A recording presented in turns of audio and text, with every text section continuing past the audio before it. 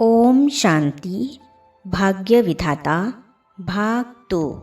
इस पुस्तक में आज हम पढ़ेंगे बाबा ने हर लिया मेरे मन को। इस विषय पर ब्रह्मा कुमार बलदेव राज गुप्ता जी अपने अनुभव सुनाते हैं। चलिए आज हम इसे पढ़ते हैं। बचपन से ही मुझे परमात्मा से मिलने की इच्छा थी। मेरे माता पिता धार्मिक विचारों के थे। समय समय पर कई धार्मिक अनुष्ठान जैसे कि जगराता, हवन, यज्ञ, शिव की पूजा आदि घर में होते रहते थे। धार्मिक पुस्तकें जैसे गीता, रामायण, महाभारत आदि ही हमारे घर का साहित्य था। इन सब बातों का मेरे जीवन पर काफ़ी गहरा प्रभाव पड़ा। मन में उठते थे सवाल। जैसे मैं 8वीं कक्षा में था तो मेरे मन में 2 प्रश्न सदा घूमते रहते थे।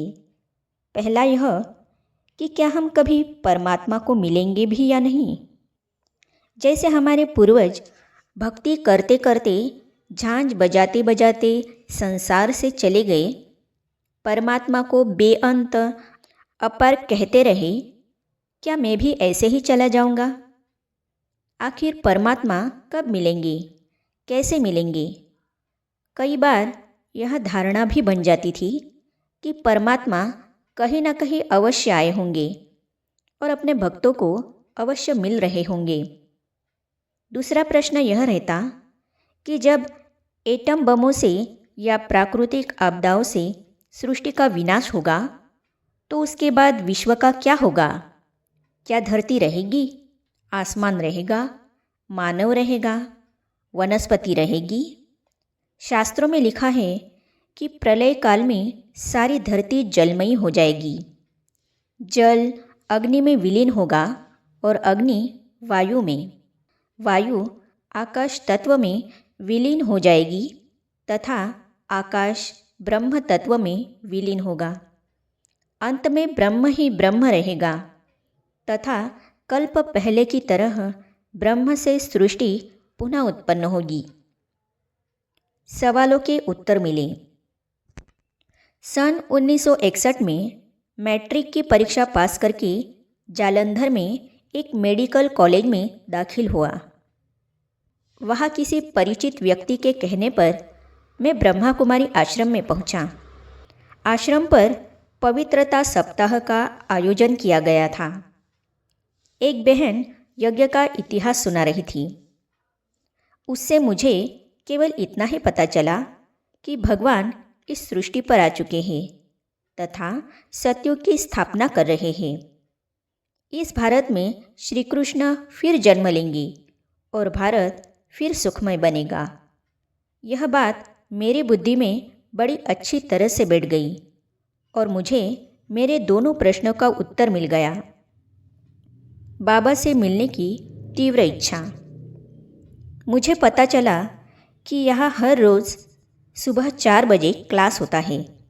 तब से ही सुबह स्नानादि करके क्लास में जाना शुरू कर दिया। किसी ने कोर्स भी नहीं कराया।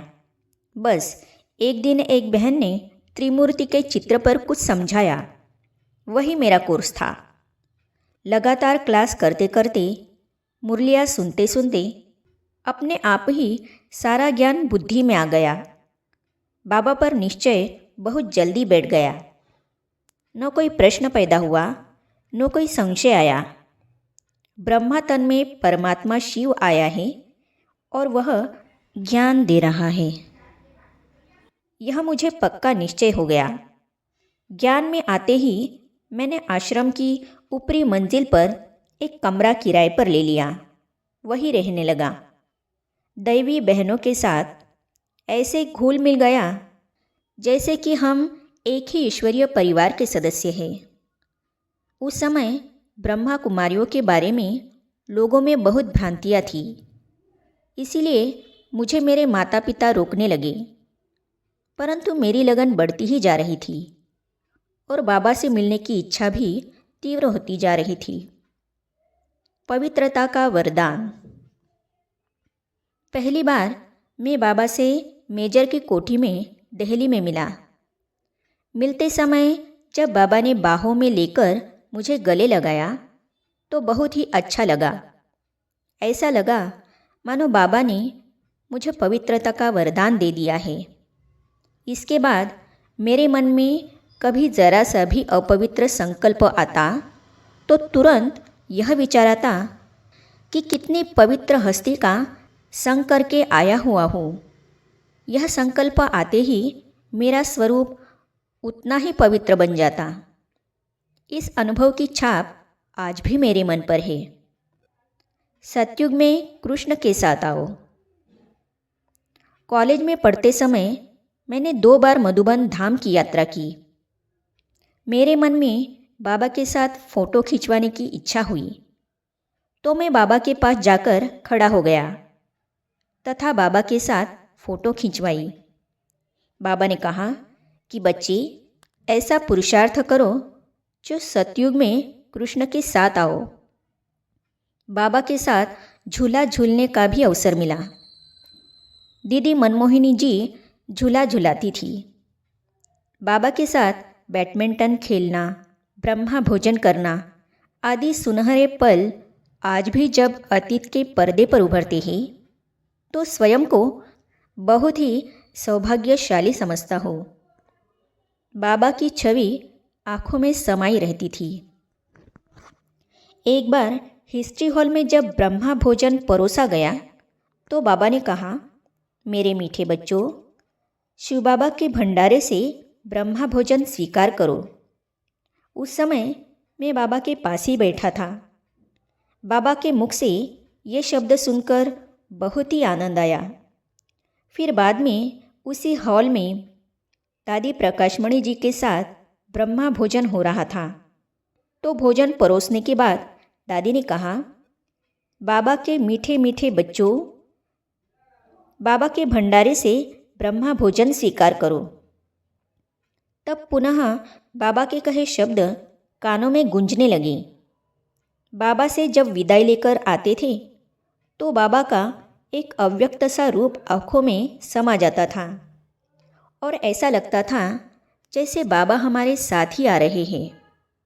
बाद में भी वही छवि आँखों में समाई रहती थी और अपने आप से अलौकिकता तथा दिव्यता का अनुभव होता रहता था। जितने महान उतने साधारण। बाबा वास्तव में जितने महान थे, देखने में उतने ही साधारण थे। उनका रूप तथा व्यवहार जरा भी ऑफिशियल नहीं था। बड़े ही मिलनसार व सरल थे। एक बार बाबा से विदाई लेकर वापस आना था। बाबा चारपाई पर आराम कर रहे थे। मेरी टीचर बहन मुझे बाबा के पास ले गई। बाबा झट उठे। चारपाई पर बैठे ही बैठे बाबा ने मुझे गोद में ले लिया और प्यार से विदाई दी। इस प्रकार बाबा में बाप का रूप प्रत्यक्ष नजर आता था। जैसे बाप बच्चों के लिए आराम की परवाह न कर उन्हें सुख देने के लिए तत्पर रहते हैं, वैसे ही बाबा भी थे। बाबा का दिल से शुक्रिया। ज्ञान में आते ही इस कलयुगी दुनिया से मुझे वैराग्य आ गया था। मान, शान, फैशन, धन, ऐश्वर्य से मेरी बुद्धि छूट गई और मुझे ऐसा लगता था जैसे कि बाबा ने मेरा मन ले लिया हो।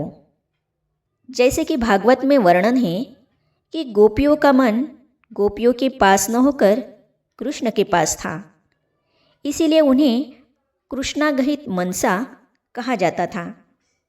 जब भी कृष्ण की बंसी बजती तो उन्हें भागना ही पड़ता था, क्योंकि कृष्ण ही उन्हें खींचता था। वैसे ही मैं भी क्लास तथा मुरली के बिना नहीं रह सकता था। कहीं ईश्वरीय सेवा का कार्यक्रम होता तो वहाँ भाग जाता था। मुझे ऐसा लगता था कि मुझमें ज्ञान एक ताकत की तरह आया। इस ताकत ने यह भी नहीं सोचने दिया कि सारी आयु ज्ञान में कैसे चल पाऊँगा, आगे चलकर क्या विघ्न आएंगी, क्या परिस्थितियाँ आएंगी इत्यादि। एक ही बात पक्की हो गई कि बस भगवान मिला, उसे नहीं छोड़ना, चाहे कुछ भी हो जाए। ज्ञान में आकर समझा कि भक्तों को भगवान नहीं मिला, बल्कि बच्चे को बाप मिला और बाप को बच्चा मिला। मैं बाबा का दिल से बहुत शुक्रिया अदा करता हूँ कि बाबा ने छोटी आयु में ही अपना बनाया और बड़े अच्छे अच्छे अनुभव कराए और मेरे मन बुद्धि को बुराइयों में नहीं जाने दिया। आगे हम पढ़ेंगे मन को हर्षाने वाली यादें। इस विषय पर ब्रह्मा कुमारी चंद्रा बहन जी अपने अनुभव सुनाती है, तो इसे हम पढ़ेंगे अगली कड़ी में। तो ये जानने और पढ़ने के लिए इस चैनल को सब्सक्राइब करने के साथ ही साइड में जो बेल आइकॉन है उसे भी क्लिक कीजिए, ताकि आने वाली सभी वीडियो और अब तक की सारी वीडियो आप तक पहुंचती रहेगी। ओम शांति।